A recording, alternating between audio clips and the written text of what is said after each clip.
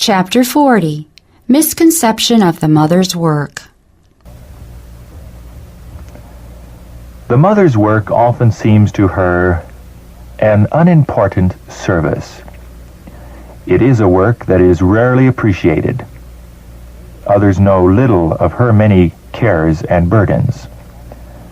Her days are occupied with a round of little duties, all calling for patient effort, for self-control, for tact, wisdom, and self-sacrificing love. Yet she cannot boast of what she has done as any great achievement. She has only kept things in the home running smoothly. Often weary and perplexed, she has tried to speak kindly to the children, to keep them busy and happy, and to guide their little feet in the right path. She feels that she has accomplished nothing, but it is not so. Heavenly angels watch the careworn mother, noting the burdens she carries day by day. Her name may not have been heard in the world, but it is written in the Lamb's Book of Life. The true wife and mother will perform her duties with dignity and cheerfulness, not considering it degrading to do with her own hands whatever it is necessary to do in a well-ordered household. What an important work! And yet we hear mothers sighing for missionary work. If they could only go to some foreign country, they would feel that they were doing something worthwhile. But to take up the daily duties of the home life and carry them forward seems to them like an exhausting and thankless task. Mothers who sigh for a missionary field have one at hand in their own home circle. Are not the souls of her own children of as much value as the souls of the heathen? With what care and tenderness should she watch their growing minds and connect God with all their thoughts? Who can do this as well as a loving, God-fearing mother? There are some who think that unless they are directly connected with active religious work, they are not doing the will of God. But this is a mistake. Everyone has a work to do for the Master. It is a wonderful work to make home pleasant and all that it ought to be.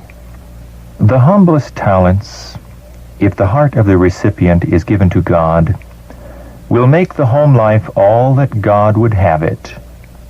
A bright light will shine forth as the result of wholehearted service to God. Men and women can just as surely serve God by giving earnest heed to the things which they have heard, by educating their children to live and fear to offend God, as can the minister in the pulpit. These women who are doing with ready willingness what their hands find to do, with cheerfulness of spirit, aiding their husbands to bear their burdens, and training their children for God, are missionaries in the highest sense. If you ignore your duty as a wife and mother, and hold out your hands for the Lord to put another class of work in them, be sure that He will not contradict Himself. He points you to the duty you have to do at home.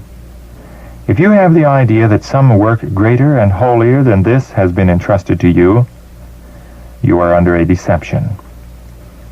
By faithfulness in your own home, working for the souls of those who are nearest to you, you may be gaining a fitness to work for Christ in a wider field. But be sure that those who are neglectful of their duty in the home circle are not prepared to work for other souls. The Lord has not called you to neglect your home and your husband and children. He never works in this way, and He never will. Never for a moment suppose that God has given you a work that will necessitate a separation from your precious little flock. Do not leave them to become demoralized by improper associations and to harden their hearts against their mother. This is letting your light shine in a wrong way altogether. You are making it more difficult for your children to become what God would have them and win heaven at last. God cares for them, and so must you if you claim to be His child. During the first years of their lives is the time in which to work and pray and watch and encourage every good inclination. This work must go on without interruption. You may be urged to attend mothers' meetings and sewing circles, that you may do missionary work. But unless there is a faithful, understanding instructor to be left with your children, it is your duty to answer that the Lord has committed to you another work which you can in no wise neglect. You cannot overwork in any line without becoming disqualified for the work of training your little ones and making them what God would have them to be. As Christ's co-worker, you must bring them to Him, disciplined and trained. Much of the malformation of an ill-trained child's character lies at the mother's door. The mother should not accept burdens in the church work which compel her to neglect her children. The best work in which a mother can engage is to see that no stitches are dropped in the training of her children. In no other way can a mother help the church more than by devoting her time to those who are dependent upon her for instruction and training. Some mothers long to engage in missionary labor, while they neglect the simplest duties lying directly in their path. The children are neglected. The home is not made cheerful and happy for the family.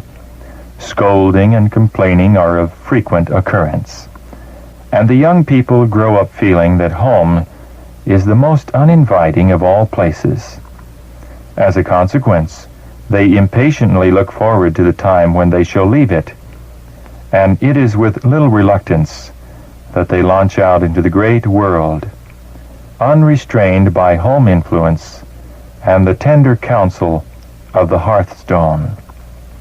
The parents whose aim should have been to bind these young hearts to themselves and guide them aright, squander their God-given opportunities, are blind to the most important duties of their lives, and vainly aspire to work in the broad missionary field.